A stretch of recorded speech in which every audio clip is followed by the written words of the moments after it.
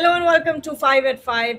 I am Gargi Raut, and joining me for this show is Debashish Sen, Ashok Nambudiri, and Shomik Chakrabarti. And today I would like to start the show by saying today is a day best spent away from social media. Since the morning, I have fallen for about three April Fool's jokes that seemed like legit news breaks. One was Mathisha Pathirana injury and some others as well. So I've learned my lesson, and now I'm passing on the wisdom to you guys and saying that best not to open your Twitters or Instagrams because everyone is trying to prank everyone else. Devashish joins us from the Eden Gardens. KKR is practicing tonight. Right now, the press conference is going on. And the other topic that we're going to discuss today is obviously DC versus LSG, the game tonight. It's the final round of first games for all the franchisees. And when it comes to these two franchisees, Delhi Capitals and Lucknow Super Giants, we still don't know what the batting order will be. When it comes to Delhi Capitals, it's the opening pair that we will see tonight. What will it be? Who will it be? Will it be KL Rahul and Pathum Nissanka? Or will you possibly see a Prithvi Shaw come in? On the other hand, LSG, the mystery remains alongside Rishabh Pant. Where will he bat? Is it the opening position? Is it number 3? Or is it number 5? We'll start with you, Debashish. Has the practice started? I'm guessing not.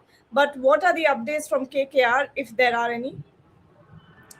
Yeah, obviously, both the teams have just arrived. The press conference is delayed a bit because of the police commissioner's briefing. Tomorrow is the first match of the season. As is the case, it's a customary police briefing with the police inspections. But the Sunrisers Hyderabad has arrived at the venue without the likes of Abhishek Sharma, Ishan Kishan, Pat Cummins. So most of their players have not turned up. Yesterday it was a full intense practice session, but assuming that it's very hot out here in Calcutta, so most of their players, the frontline players, have not turned up for the practice session. KKR, yes, their entire squad is here. Yes, they would look to bounce back to winning ways after losing that first match against Mumbai Indians. So yes, a lot to look forward to because both the teams have started the season with a loss. So both teams will be eyeing a win in their belt because if you lose uh, 3 or 4 matches on a trot, especially in a tournament like IPL, it does get very difficult to bounce back. Yes, there has been instances in the past where teams have lost 5, 6 matches and they have bounced on to win the tournament, but it does get difficult, and for KKR particularly because they are missing some frontline bowlers. So yes, you never know when Mathisha Pathirana will join the squad. We are hearing that he will be joining the squad on the 6th. That is the day of the second match at Eden Gardens against Punjab Kings. So he will be missing the second match, third match as well of the season. So everything to look forward to Kolkata Knight Riders. Yes, ma'am. Gargi, I have a question or a couple of questions for Devashish. He is the man on ground. Devashish, what I have been hearing from here, that over the last few days, Calcutta has been facing a few spells of nor'westers and a couple of days hailstorms were there also. So, what is the weather forecast like for tomorrow? And one more thing, uh, has Pat Cummins joined with the Sunrisers Hyderabad squad? And in as regards KKR, have they moved a little closer in terms of getting Mathisha Patirana? I'll just answer your the second part first. Yes, Pat Cummins has joined the SRH squad. He did bowl for almost 25, 30 minutes, and that too in full tilt. Yes, we went for some fitness drills as well. But as is the case, as it has been notified by Cricket Australia that these players, Pat Cummins, Cameron Green, they are doing their workload management. So I think very unlikely that Pat Cummins will be available for tomorrow's game. But he did bowl full tilt and he seems to be enjoying. As far as Pathirana is concerned, the news that I can confirm, Shomikda, is that he will be joining the squad on the day of the KKR's match against Punjab Kings. That is on the 6th of April. So in all likelihood, Pathirana is going to KKR squad on the 6th of April. As far as the Norwester, Shomikda, yesterday it was pretty fine. Yes, Shubhain could not turn up because it was raining in Kalyani. But here in Kolkata and suburbs, it did not rain at all. So and the practice session, it was a full practice session. It was a full practice session, and obviously the weather is looks good here, and yes, the forecast for tomorrow is going to stay the same. So no rain forecast for tomorrow as well, Shumita. Thank you, Devashish. Over to you, Gagi. Yes, and now let's get to DC and LSG.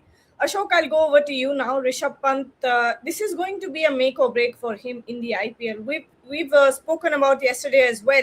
When it comes to Shubman Gill and Shreyas Iyer, it's also a make or break for them. But Rishabh Pant, who's been outside of the white ball setup for Team India, this is the time for him to prove himself, prove his leadership skills as well, especially after the kind of season that LSG had last year. For sure, Gargi. I mean, I don't know if it's a make or break, but I think it is, the white ball career is going to be dependent a lot on how he delivers during the IPL edition this year. Um, there is pressure, and that is very understandable. I mean, you can't really take that away. Having said that, from whatever accounts that we have seen, he looks to be in a good space with regard to both the way he's playing as well as his mind space. I recollect reading somewhere that Justin Langer, the head coach, saying that he's actually in a good space mentally. He is laughing, joking, being aggressive, etc., which all augurs well. I mean, there is no doubting the capability of that man, and I think it's a matter of coming good at the right time. There is pressure; you cannot dispense that off. But if you really look at it, I think it's. I would say that it's a little bit of a 50-50 kind of a situation. I mean, the one argument I would put is not really about Rishabh Pant. The argument I would put forward is that if you look at the auction and the squads across all the 10 franchises, then my personal opinion is that LSG perhaps is the one which is most predictable. And that might be something that would be a disadvantage. Therefore, we'll have to wait and see how it plays out. And, you're right. I mean, the captaincy is also going to be under test for sure. 2025 was not a great season for Rishabh Pant either as a captain. LSG finished seventh on the table, and nor as a batsman. I mean, he didn't really deliver with the bat, and therefore it's a test in terms of his abilities. I think the injuries that he's had in the last 4 years have plagued him, but it's really about being strong and coming back. Shomik, what are your thoughts when it comes to Rishabh Pant this season? He is a rupees 27 crore problem for LSG. I said this during our 12 live, and I am reiterating this. He is a rupees 27 crore problem because the only position you can fit in him is number 3. Now, they have a settled opening combination, Aiden Markram and Mitchell Marsh, and unless there is an injury, they will not disturb that combination. So, Rishabh Pant, if you play Rishabh Pant, then you are compromising with your best batsman in this format, which is Nicholas Puran. You would like your best batsman to face as many deliveries as possible. And Nicholas Puran, I mean, any day of the week, he walks into that number 3 position. I know Rishabh scored 118 in the last game as a dead rubber inconsequential game against Royal Challengers Bangalore. But Nicholas Puran, and it is a common template. Your best batsman should play the most number of deliveries. And beyond number 4, you can fit in Rishabh Pant because his game is in white ball cricket, especially in the shortest format. Look, now Rishabh Pant is basically a one format player. He plays Test cricket where he is the vice captain. In ODI setup, when he is fit, he is there, but as a reserve wicketkeeper, not a player in the playing 11 because KL Rahul is the incumbent wicketkeeper batsman in the 50-over format. And he is not even in the scheme of things because Sanju Samson, Ishan Kishan, he is not even in the scheme of things as far as T20 cricket is concerned. Yes, he was part of the T20 World Cup squad in 2024, and his rupees 27 crore acquisition for LSG came on the heels of that. Now, over the last 2 years, T20 cricket, and it is the fastest evolving format T20 cricket has changed. It's a radical overhaul of T20 cricket. India have adopted it. Every other country have adopted it, and in that template, Rishabh Pant, the way he plays his cricket, and he has his limitations as far as a T20 batsman is concerned, he has sort of fallen by the wayside. So, on the face of it, he is a rupees 27 crore problem, and something LSG will have to deal with it. How they do it will determine their season.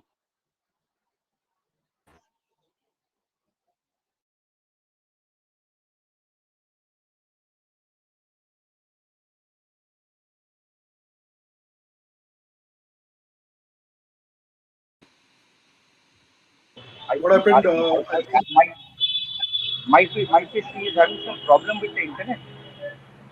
But if I may add on to what Somikda said, I think it will press Rishabh Pant not just as a batter but also as a captain. But he will have the luxury of having most of his fast bowler speed. He will have a fast bowling outfit that is speed. Mayank Yadav missed out. Mohsin Khan missed out. He will also have in the LSG has made some very good additions in Enric Noki and Mohammad Shami. So I think he will have the luxury of having a fast bowling group that is which was missing in last season. So I think and they also have a very good batting lineup. So I think he will have the luxury of perhaps he will have the most comfort of leading a side. That is, he will have all his players available, which was kind of missing last season. Ashok, where does Rishabh Pant slot in for you? We've got a Mitchell Marsh and Aiden Markram opening. You can have a Nicholas Pooran at number 3, as Shomik rightly said that he walks in at number 3 any day. But where are you seeing Rishabh Pant in this format? I would agree with Shomik, which is that unless there is an injury issue, it is going to be Aiden Markram and it's going to be Mitchell Marsh opening.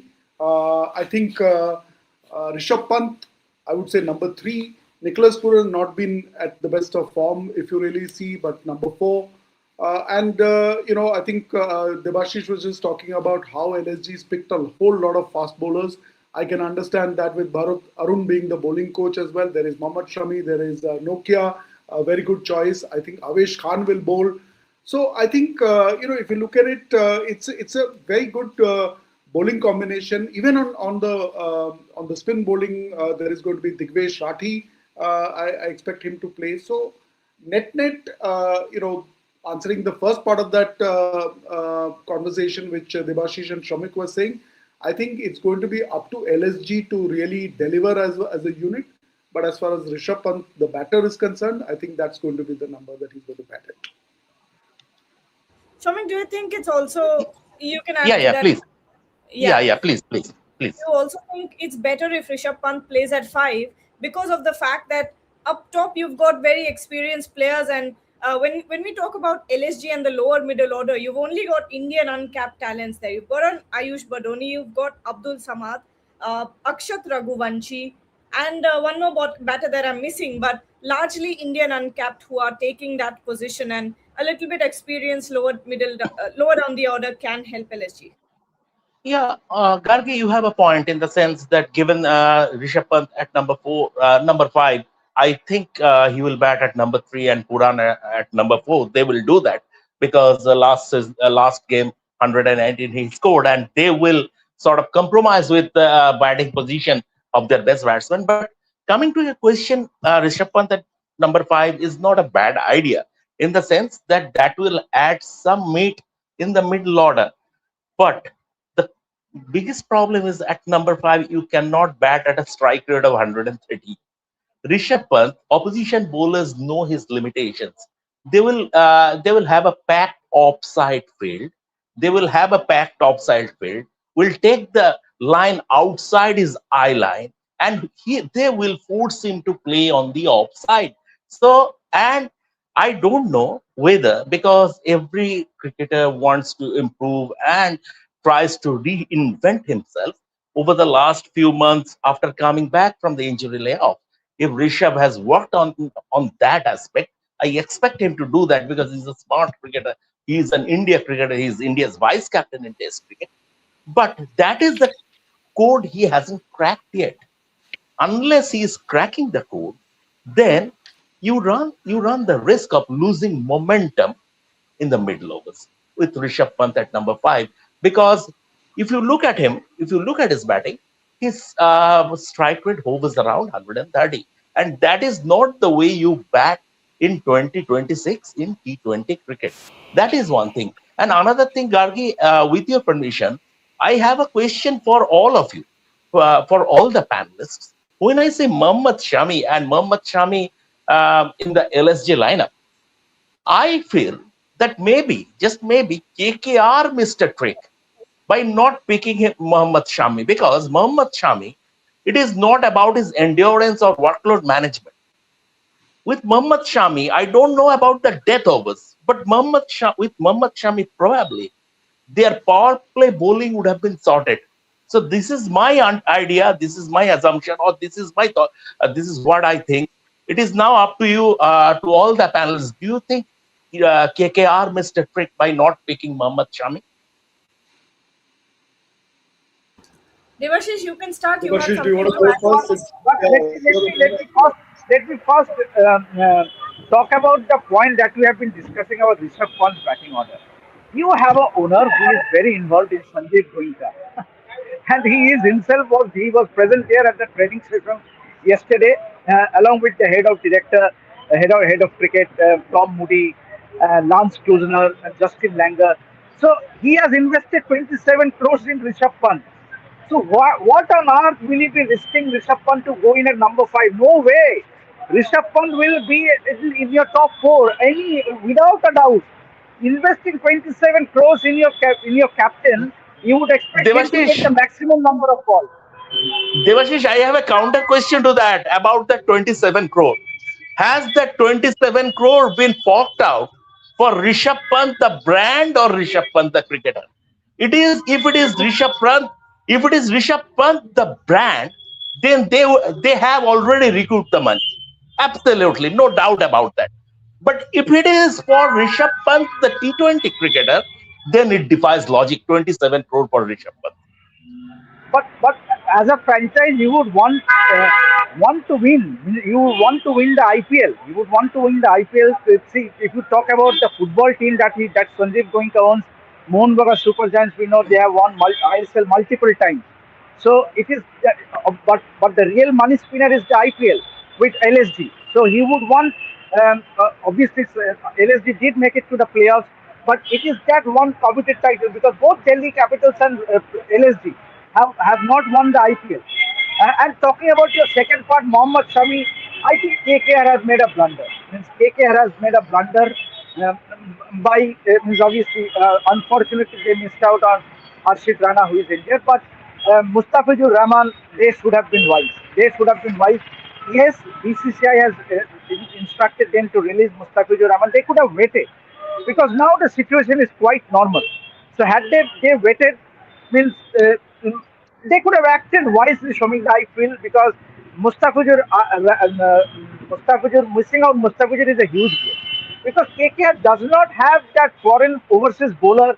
You have a Blessing Muzarabani, who I don't feel confident about. Yeah, with due respect to Muzarabani and due obviously Matisha Patirala, once he joins the side, maybe the date overs problem will be sorted a bit. But I still feel KKR is missing an overseas bowler. So I think they have missed out. They have odd in their in the auction. But again, once again, Shami is aging. We all know means he is no more a part of the Indian cricket in any format whatsoever. So I think it's a win-win situation for the Knight Riders. Let's see. I wouldn't call it a win-win situation. This seems like they're really stuck in a rut. Quite evidently, the stars are not aligning for KKR when it comes to the bowling department. But Ashok, since we're talking Actually, about Shami, let me ask a counter question to Shomik. Are you asking that 27 crores question about Rishabh Pant and about Shami? Actually, more the question about Shami in the sense that have KKR lost out a trick by not taking Shami? Are you asking the question because of the way Shami's delivered for Bengal this year, or are you asking because they picked Navdeep Saini? No, no, not for Navdeep Saini, because when they were picking Cameron Green, they knew all along that there is a rider that he will not be able to bowl at least in the first half of the tournament, and his bowling load will be managed. The Shami was like a fixed deposit, could have been like a fixed deposit, and I am not too sure about his. I am no whether he can be as effective as he used to be at the death. But with the new ball and with the street sim, and he is a homeboy. He is a homeboy in the sense he knows every blade of grass as far as Eden Gardens is concerned, as far as Eden Gardens conditions are concerned. So, and this season, across all formats, Shami in domestic cricket has taken more than 60 wickets, all three formats combined. So it's not that. I mean, he in fact took Bengal on the cusp of the final. It was a lame batting display that after that Shami spell against Jammu and Kashmir, Bengal had no business losing the Ranji Trophy semi-final. But it was a pathetic batting, fourth innings batting display. That's why Bengal stumbled. But in that game also, the last game he played, the last competitive fixture he played, he was Bengal's man of the match. And he could have been that fixed deposit who, I mean, you can, I mean, it's a long season, a 2 month long season, and injuries will happen. Even taking into account that this thing, Mustafiz Rahman's thing, after that, that was unprecedented. But be it Harshit Rana, be it Matisha Pati, whatever, injuries will happen. So, in at least Shami in that change room would have added to quality backup as far as seam bowling is concerned. That is my thought process. And Ashok, while we're on the topic of Mohammad Shami, let's also talk about the reunion of Mohammad Shami and Bharat Arun.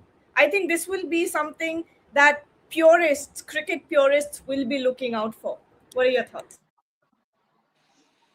Oh yes, I mean Bharat Arun's legacy. The Indian team, a lot of fast bowlers coming through the ranks when he was the bowling coach of the Indian team, and therefore that is definitely going to be something that one would wait to see what happens. I've always maintained, and I said this in the first two matches of the IPL this edition, which is that in spite of the first two teams scoring more than 850 runs in the four innings that they played, the man of the match or the player of the match awards went to the bowlers. If you remember, Jacob Duffy in the first one and Shardul Thakur in the second one. In fact, the third one was again a bowler, Nandre Berger, and it was only last night's match where Cooper Connolly actually became the first batsman to become the player of the match.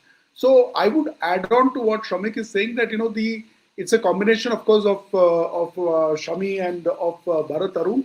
But I think the point that Shamik is making, I would reinterpret it saying that in the power play overs, the ability to get your wickets looks to be as important as your ability to accelerate and get to a 12 or a 13 run rate. I think if I had to say the basis the first four matches of the IPL this year, that is my key takeaway.